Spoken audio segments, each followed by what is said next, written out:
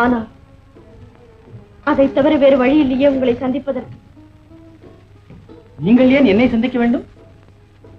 அந்த கேள்வியை என் மனசாட்சி எப்போதே கேட்டுவிட்டது. என்னால் அதற்கு பதில் சொல்ல முடியவில்லை. ஆனால் அதை செய்யாமலும் இருக்க முடியவில்லை. நான் சீக்கிரம் ஊர் போய் சேர வேண்டும். என் தகப்பனார் எனக்காக காத்திருப்பார்.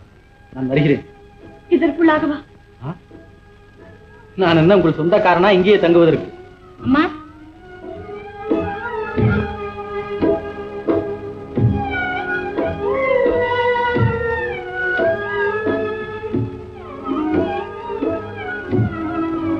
என் மரியாதை அடையாளமாக நான் தரும் இந்த பரிசு தாங்கள் ஏற்றுக்கொள்ள வேண்டும்.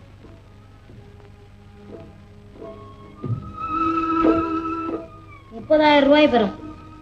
இவ்வளவு பொண்ணும் எனக்கு ஏன்? என் காணிக்கை. காணிக்கையா? இதை தவிர உங்களுக்கு செலுத்த என்னிடம் வேற எதுவும் இல்லை. இது எனக்கு தேவையில்லை. ஆனால் உங்கள் தகப்பனாரின் கடனை தீர்க்க இது தேவைப்படும். சரி, என் தகப்பனாருக்காக இதை ஏற்றுக்கொள்கிறேன்.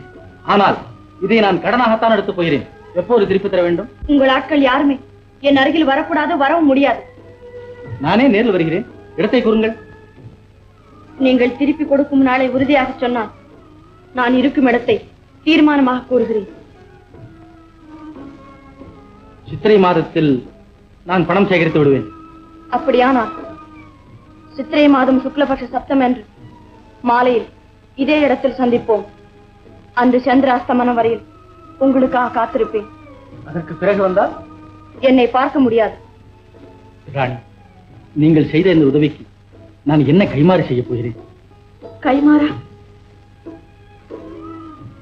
இவ்வளவு நல்ல உள்ளம் படைத்து நீங்கள் ஏன் கொள்ளைக்காரியாக வாழ வேண்டும்? அது என் தலைவிதி. நீங்கள் ஏன் இந்த அற்ப தொழிலை விட்டுவிட்டு யாரையாவது கல்யாணம் செய்து கொண்டு குடும்பத்தை நடத்தக்கூடாது?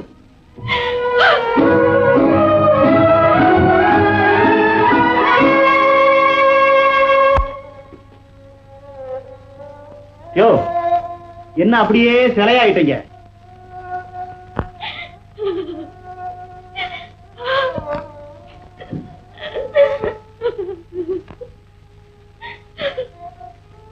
அக்கா, நீ எதற்காக இப்படி குமரி எழ வேண்டும்?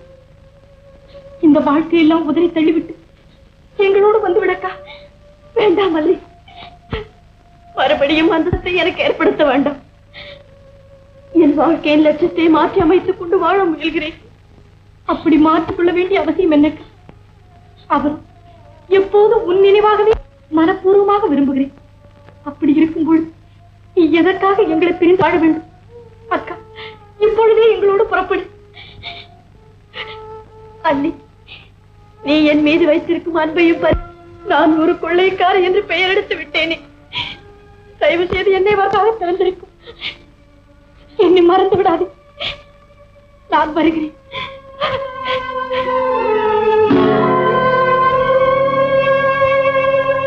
அல்லி, அக்கா, இதை என் காணிக்கையாக அவரிடம் கொடுத்து விடுகிறாயா? சரியக்கா, நேரமாகிறது. அவர் உனக்காக காத்திருப்பார். புறப்பட அல்லி. வருகிறேன் அக்கா.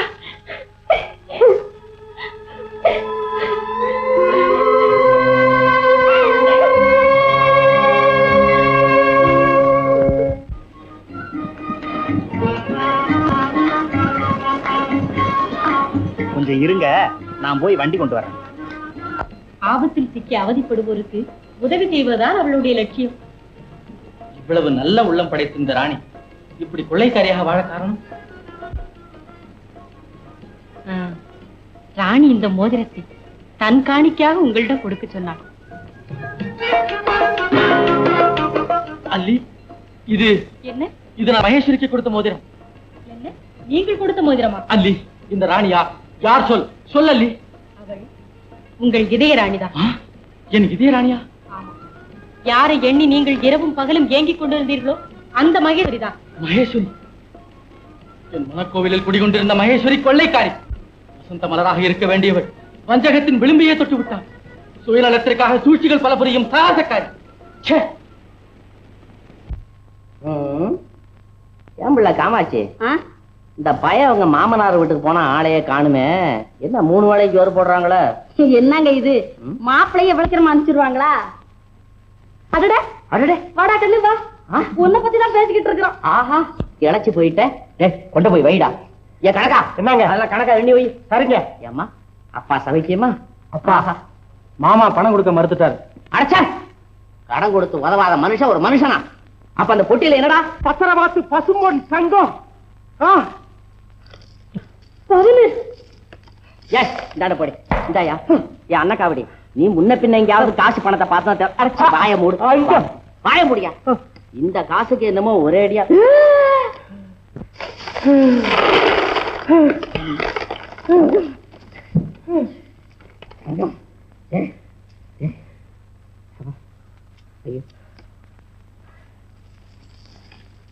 எப்பா இதெல்லாம் ஏது அந்த காசு?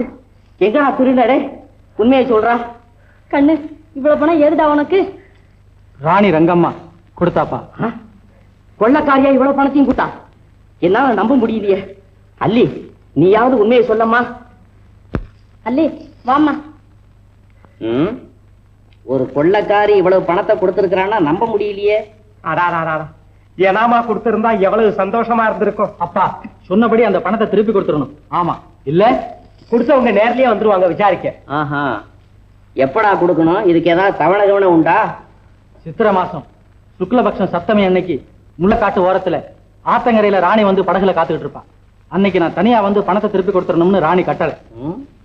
பணத்தை சொன்ன தவணைக்கு மேல ஒரு நிமிஷம் கூட வச்சுக்கிட்டு இருக்க கூடாது, வீசி எரிஞ்சிடணும். சரி, நீ போய் உன் வேலையை பாரு, அதுக்கு நான் ஏற்பாடு பண்றேன்.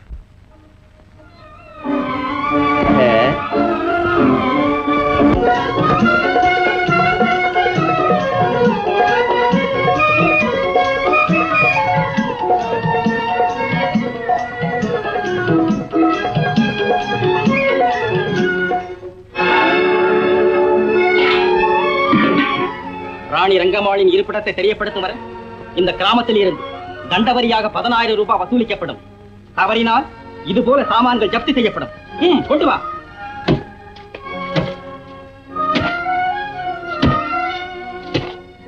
நீ நான் அசலூர், இங்க என்ன வேலை? உன்ன மாதிரி கொள்ளக்கார பசங்களை தடுக்கிற வேலை. ஹலோ. ஏய், என்ன சிரிக்கிற? ஒண்ணு இல்லைங்க, வந்து ஒரு பொம்பளை பிடிக்க துறை இவ்வளவு சிப்பாய்களை கூட்டு வந்திருக்கீங்களே, அத நினைச்சு. எங்க பணம்? பணமா இல்லீங்களா? வேணா வீட்டை தப்பிச்சிருக்காங்க. ஐயா சிப்பாய்ங்களா, வாங்க. ஏய்,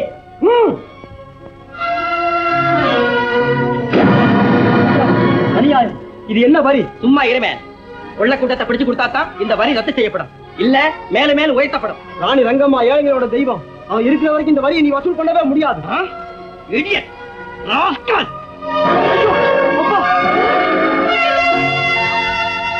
ராணி ரங்கம்மாளுக்கு ராணி ரங்கம்மா ஹேண்ட்ஸ் அப். இல்லப்படியே துப்பாக்கி கீழே போட.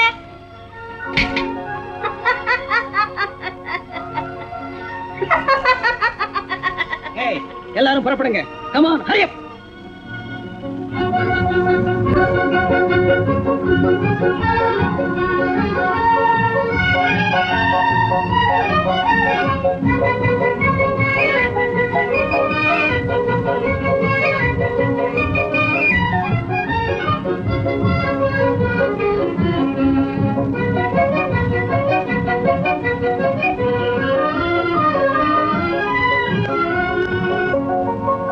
கணவனை பிரிந்து வாழும் பெண்களின் இதயம் எப்படி துடிக்கும் என்பதை நான் உணர்ந்து விட்டேன் முத்தழகி.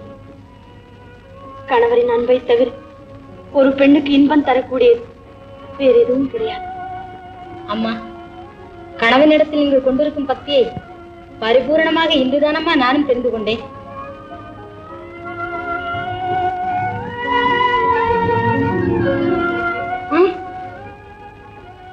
படகுகள் சிப்பாய்களோடு வருகிறார்கள் அம்மா.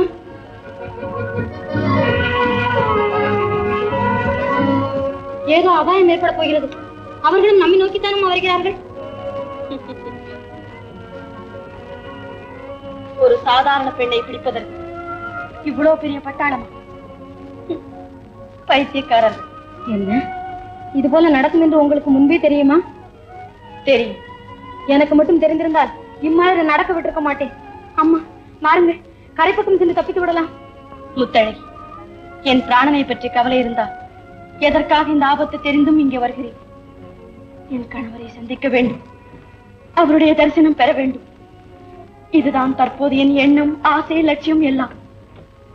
நான் சொல்வதை கேள். என் கணவர் இங்கே வந்து திரும்பி போகும்போது அவருடைய படகில் ஏறி நீங்கள் தப்பித்துக் கொள்ளுங்கள்.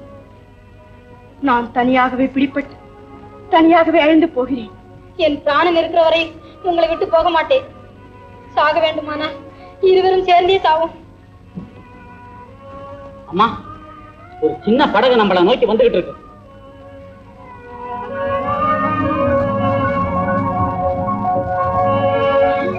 ஆமா, அவர்தான், அவரைதான். அவர் வருகிறார்.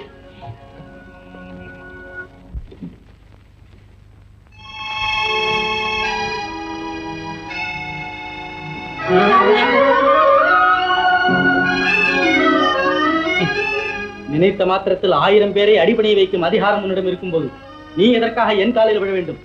நான் இன்று பணம் கொண்டு வர முடியவில்லை. இன்னும் 1 மாதத்தில் கொடுத்து விடுகிறேன். எழுந்திரு ராணி. நான் ராணி அல்ல, உங்கள் அடிமை மகேஸ்வரி. என் மகேஸ்வரி செத்து விட்டாள். மலரை போன்ற மிருதுவான மனதையுடைய அந்த மாதரசி வேதனை தீயிலே வெந்து கருகிவிட்டாள். நீ கொள்ளைக்காரை, அயலார் சொத்தை அபகரித்து வாடும் அற்பர்களின் தலைவி நீ. ஐயோ, இப்படி பேசி சித்திரவதை செய்வதை விட என்னை கொன்று விடுங்கள் சுவாமி. மரணத்திலாவது மனசாந்தி காண்கிறேன். மனக்கோவிலில் உங்கள் உருவத்தை வைத்து வணங்கியதற்கு அந்த பாக்கியமாவது கிடைக்கட்டும். உங்கள் நினைவால் உருகி தவிக்கும் இந்த அவரையை பாருங்கள். என் முகம் கொடுமையை பிரதிபலிக்கிறதா? சொல்லுங்கள் சுவாமி. 3 வருடங்களாக நான் சிந்திய கண்ணீருக்கு நீங்கள் தரும் பரிசாயுது. வாழ்விலே சுவை காணாது அணுவணுவாக செத்துக் கொண்டிருந்த எனக்கு நீங்கள் காட்டும் ஆதரவு இதுதானா?